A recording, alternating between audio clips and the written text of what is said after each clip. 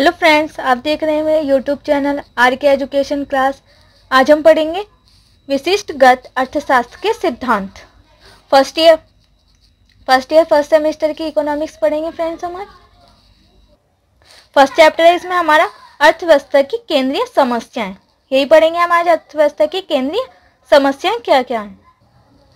First chapter है अर्थव्यवस्था की केंद्रीय समस्याएं, central problem of an economy. मानवीय इच्छाओं को संतुष्ट करने के लिए भौतिक साधनों के उत्पादन, वितरण एवं उपभोग से संबंधित संस्थागत व्यवहार ही किसी आर्थिक प्रणाली का विशिष्ट लक्षण है। क्या है? मानवीय इच्छाओं को संतुष्ट करने के लिए भौतिक साधनों के उत्पादन, वितरण एवं उपभोग से संबंधित संस्थागत व्यवहार ही आर्थिक प्रणाली से विशिष्ट लक्षण है। क्या आर्थिक प्रणाली के विशिष्टगत लक्षण है किंतु ऐसी किसी भी प्रणाली के मूल से सदैव ही कुछ सामान्य आर्थिक समस्याएं पाई जाती हैं। उनके सदैव कुछ ही सामान्य आर्थिक समस्याएं पाई जाती हैं। यद्यपि प्रत्येक आर्थिक प्रणाली की अपनी विशेषताएं होती हैं और प्रत्येक आर्थिक प्रणाली की अपनी विशेषताएं होती हैं, फिर भी यह आर्थिक समस्याएं ऐसी हैं जो किसी भी अर्थव्यवस्था में पाई जाती हैं। फिर भी क्या है, ये आर्थिक समस्याएं ऐसी हैं जो कि किसी भी अर्थव्यवस्था में पाई जाती हैं। सभी आर्थिक समस्याओं की जड़ अल्पता है। सभी आर्थिक समस्याओं की जड़ क्या है? अल्पता है।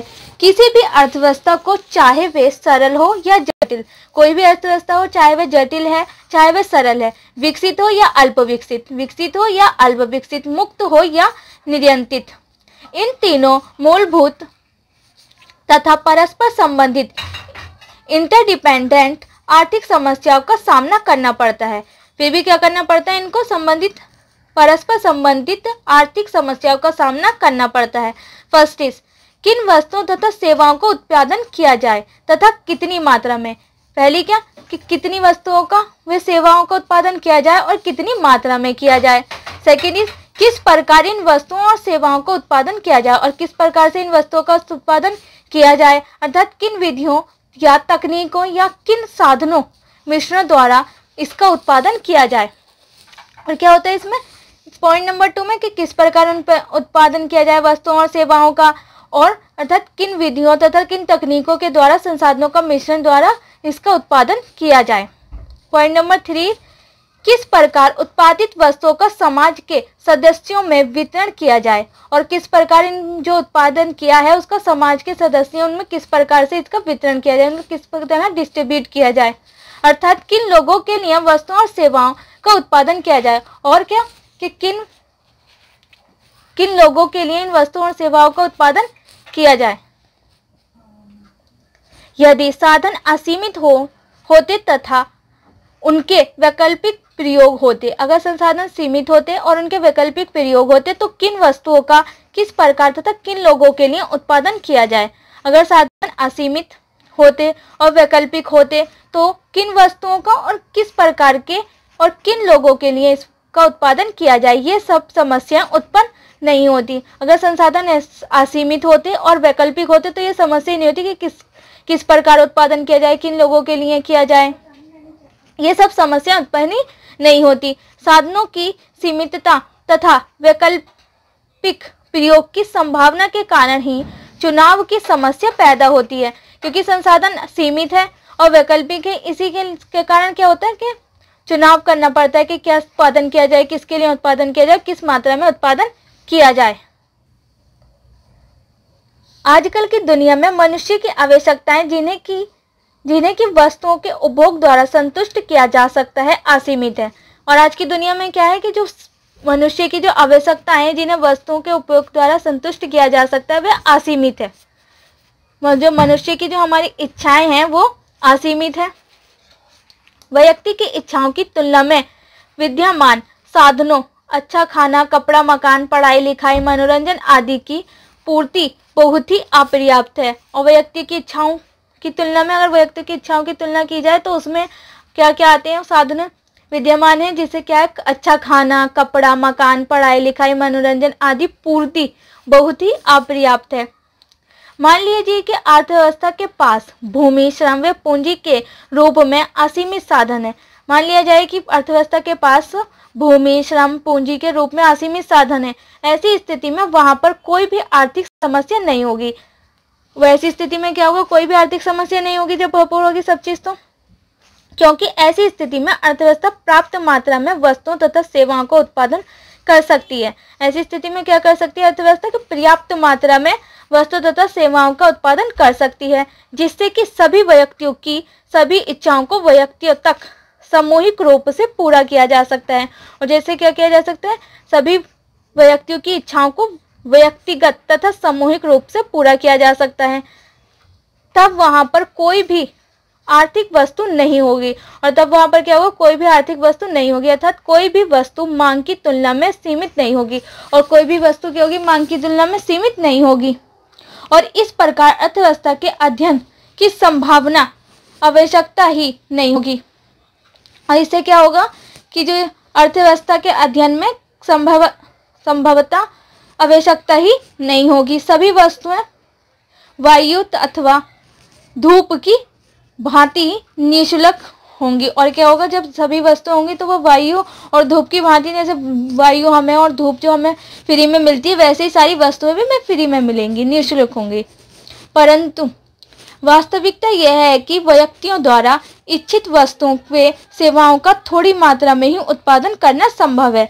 लेकिन क्या है वास्तविकता, क्या रियलिटी क्या है इसमें, कि जो व्यक्ति के द्वारा इच्छित वस्तुओं का व सेवाओं का थोड़ी मात्रा में ही उत्पादन करना संभव है। क्या है कि वो थोड़ी मात्रा में ही उत्पादन कर सकते हैं वस्तुओं का। हम इसके पॉइंट पढ़ लेते हैं फ्रेंड्स। फर्स्ट इज, क्या उत्पादन किया जाए, व्हाट टू प्रोड्यूस, कि हमें उत्पादन क्या किया जाए, किस चीज़ के लिए प्रोडक्शन किया जाए, प्रोड्यूस क्या किया जाए।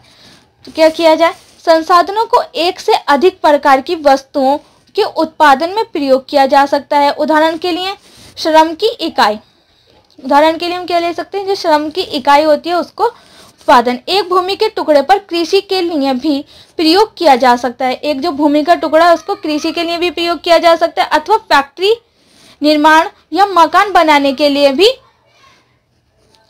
ध्यान देने योग्य बात यह है कि हम क्या कर सकते हैं, भूमि के टुकड़ों को कृषि भी कर सकते हैं, उस पर फैक्ट्री भी बना सकते हैं, या जमीन के उसका अदर काम के मकान भी बना सकते हैं। लेकिन क्या करना है कि उत्पादन साधनों को उन सारी क्रियाओं के लिए जिनके लिए आवश्यक है एक ही समय में उपलब्ध नहीं है। लेकिन क्या है कि जो जिसका हम कर सकते हैं काम को, वो एक ही समय में आवश्यक है, उपलब्ध नहीं है,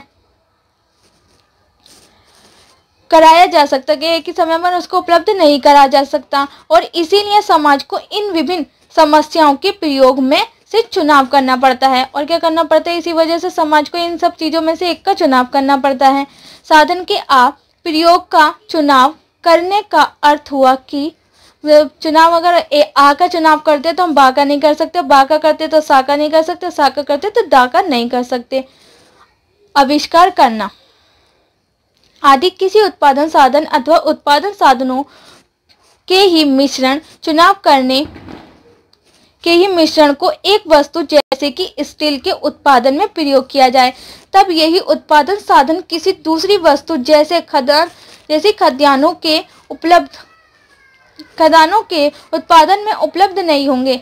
अगर हम स्टील का उत्पादन करते हैं तो खदानों के उत्पादन में नहीं होंगे उपलब्ध, अतः खदान का उत्पादन अपेक्षाकृत कम होगा।